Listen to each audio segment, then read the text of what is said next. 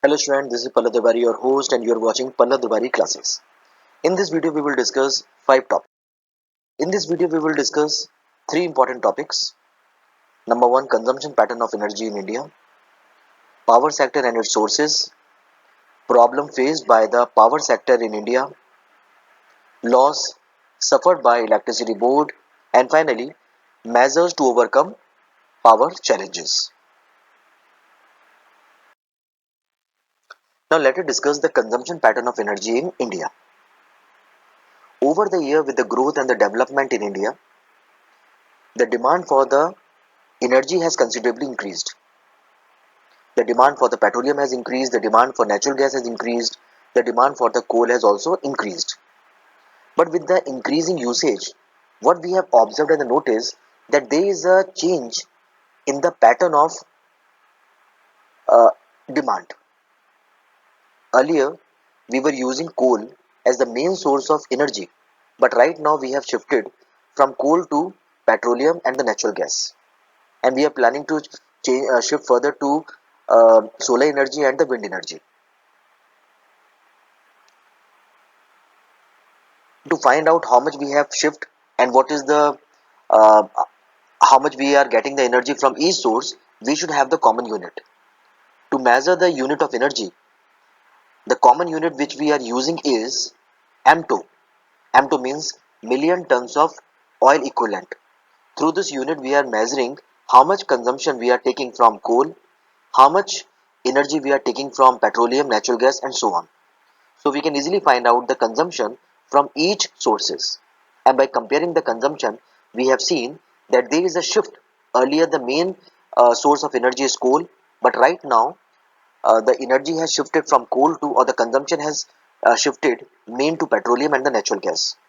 And through this unit, that is M2, we have figured out this thing. The analysis revealed that the use of non-commercial source of energy has increased. How much it has increased? It is being said, and the data says that it has increased from 36 to 76%, from 53 till 2004-2005. Among the commercial source of energy, the percentage of direct final consumption of coal has drastically reduced. It means that directly we were using earlier, we were using coal directly, but right now the consumption of the coal has reduced. But the overall or the total consumption of coal has increased. When I say total consumption of coal has increased, what it means? It means earlier we were using coal as such, as a source of energy. But right now we are not directly using coal as a source of energy, but we are using coal mostly in the electricity generation, thermal power plants, in railways, and direct consumption of the coal has reduced. Right now we are not using coal as the non-commercial source of energy. And we have also seen that our dependence on the Gulf countries has increased. Why? Because right now we are much more relying on the petroleum as a source of energy. Now let us see the sector-wise consumption pattern of energy in India. For the analysis of the sector-wise consumption pattern of energy, we identify 4 sectors. The first one is industrial, second one is agriculture, then transport and household. So sector-wise consumption is broadly divided into 4 categories: industrial sector, agriculture sector, transport sector, and household sector. Among the 4 sector, the industrial sector leads the energy consumption with 37%. So the industrial sector use how much energy? Approximately 38% energy is being consumed by the industrial sector. Transportation uses 22% energy, agriculture 21.9 or approximately 22, and the household 24.3 or approximately 24%. We have seen that the agriculture sector is using the least consumption of the energy. The question is why the agriculture sector is using the least consumption of energy. This shows that today we are using, right now, uh, in spite of the green revolution, all the farmers are not using the modern methods of farming. They are still relying on the bullock carts, they are still relying on the ox, they are still relying on the old method of farming. Now let us see the power sector and its sources. When I say power, it means electricity. So electricity is the most widely used source of energy, we know. Many of our day-to-day activity totally depends upon electricity. And if there is a power cut and if electricity is not there, then our daily activities or the daily chores will be totally disturbed. Right now, it will not be wrong if I say that electricity is the backbone of all the activities, of all the sectors of the economy. When I say all the sectors of the economy, here means primary, secondary, and tertiary sectors. So, electricity right now is the backbone of all the sectors, that is primary, secondary, and tertiary sectors. All the sectors such as industrial sector, household, transport, agriculture, communication are heavily dependent on power, electricity. In India, there are main three sources of power generation. The first one is thermal power, second one is hydroelectricity power, and the last one is nuclear power. So how many sources do we have of power generation in our country? We are having three sources: thermal, hydroelectric power, and the nuclear power. Let us see what is thermal power. Thermal power use heat energy from coal and oil as its base for the production of electricity. So in the case of the thermal power, electricity is being produced by the use of coal or the oil. 70% of the total energy is being produced through the coal. Let us see what is hydroelectric power. Hydroelectric power involves the production of electricity through the kinetic energy of the waterfall. For this, what we do? We construct the dam, and with the help of the construction, we generate electricity. Some of the major dams that we are used for the generation of the hydro power are Bhagra Nagar Dam, Hirakund Dam, Damodar River Valley, and so on. Here we can see hydropower accounts for 28% of the total power generation capacity in the country. The next one is nuclear power. In the case of the nuclear power, the energy is generated through the nuclear chain reaction. Clear? It contributes 2% of the total power generation. India has set up nuclear power station at Tarapur, that is in Kota, uh, Kalapakam, and Narora. Now let us see the problem faced by the power sector in our country. The power sector in India today faces some critical challenges. These are as follows. Number one, insufficient capacity. When I say insufficient capacity, what it means? It means that the requirement is 1 lakh megaton. But the question is how much electricity we are generating and providing? That is only 20,000 megaton.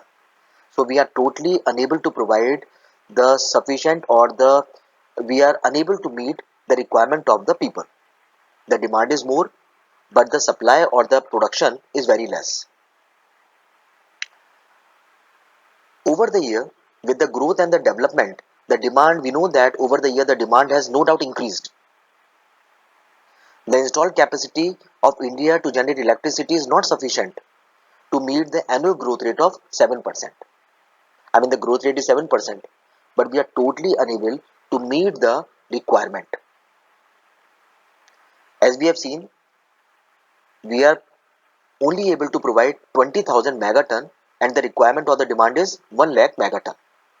The insufficient power capacity result in what? Result in various problems such as long power cut, frequent fluctuations in voltage, etc. The next problem is transmission and the distribution losses. In addition to the low power generation capacity, the availability of the power is further reduced due to transmission and the distribution losses. It is being estimated that 50% of the total power generation in India is lost at the time of transmission and distribution. Another problem is loss suffered by the electricity board. In India, the electricity is distributed by the State Electricity Board, that is SEB. They have suffered huge losses on account of transmission and distribution, wrong pricing, and theft. In India, electricity is supplied at subsidized rate to the agriculture sector. However, the State Electricity Board is not able to recover the difference between the actual price of power and the subsidized price. Thus, it suffers loss. This is the main problem, in fact. It was found that state electricity board suffered a great loss of more than 500 billion. Let us see the reason behind it. The main reason because of this losses, that is 500 billion, is scarcity of raw material. The thermal power, we know that mostly we use coal to generate electricity, and 70% of the electricity is being generated by the use of coal, but there is a shortage of coal and other raw material. So because of which we are totally unable to meet the demand. The second problem because of which state electricity board is facing a problem is underutilization of production capacity. Utilization of production capacity is measured by the plant load factor, PLF. It is very low in India. According to 2004-5, only 74.8% of the total plant capacity was utilized. It means approximately 25% of the plant capacity we are unable to use. Why? Because method is wrong. Next is prolonged power cut. Long electricity cut, particularly in the summer season, are the common sight in every region. This results in a situation of unrest among the people. Let us discuss the measures to overcome power challenges. To combat the problem faced by the power sector, the government has initiated various reforms.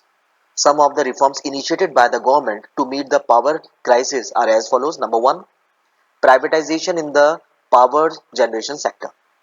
One of the important measures to overcome the power crisis is to encourage privatization in the power generation. Private sector along with the government can help in augmenting the production capacity. Augmenting means increasing the production capacity. If the public sector and the private sector work together, as we know, the demand is 1 lakh megaton and we are only producing 20,000 megaton. This problem and this shortage of the demand can be reduced. The next is privatization in power transmission. We know that similar to the privatization in the power generation, privatization also uh, encouraged in the distribution sector as well. The question is why? Because the private sector will help in reducing the transmission and distribution of losses more efficiently. This third point is very important. The Indian government has approved Tata Power and Power Grid Corporation of India for constructing transmission network in the joint venture with government. Government Saubhagya scheme. Another measures, the Modi government Saubhagya scheme targets electricity access for each Indian households by March 2019. It provides connection free of charge to households below the poverty line and in monthly interest fee installments for other unelectrified houses. Next program is setting up a regulatory mechanism. The Central Electricity Regulatory Commission along with State Electricity Regulatory Commission has been established in 19 states.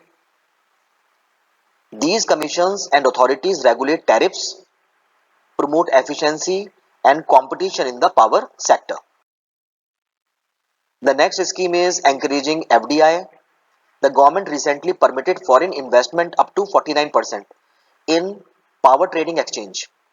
It will definitely be a boost to the electricity department in the Indian power generation system. The next is accelerated power development and reform programs.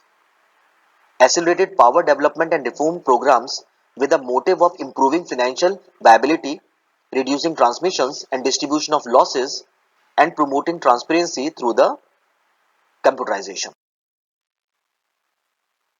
Next is awareness.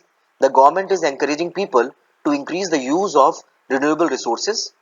Various measures are being adopted to create awareness among the people to reduce the consumption of conventional source of energy. During the 8th 5-year plan, the government has set up the National Energy Efficiency Programs that aimed at the conservation of petroleum product. This program is very important. It can be asked in MCQ that in which year or in which 5-year plan the government has set up the national energy efficiency programs. Or they can ask you in the 8th 5-year plan the government has set up which programs. So we can say that national energy efficiency programs. It can also be asked what is the aim of this program. The aim of this program is conservation of petroleum products. The next is improving productivity. The Indian government has been emphasizing on the measures to improve productivity of the existing power generating industries. The next is checking transmission and distribution losses. The government should work towards reducing the transmission and distribution losses. For this, what they have done, they are they are working on the technologies by which they can somehow reduce the distribution losses. The electricity distribution network should be privatized. This will do what? This will infuse efficiency, thereby helps in eliminating wastages. Somehow the theft will also be checked and reduced. That's all I have in this video. Thanks for watching. God bless you all. Dear subscribers, if you're not subscribed my channel, please subscribe the channel and don't forget to press the bell icon so that whenever I upload the new video, you get the notification.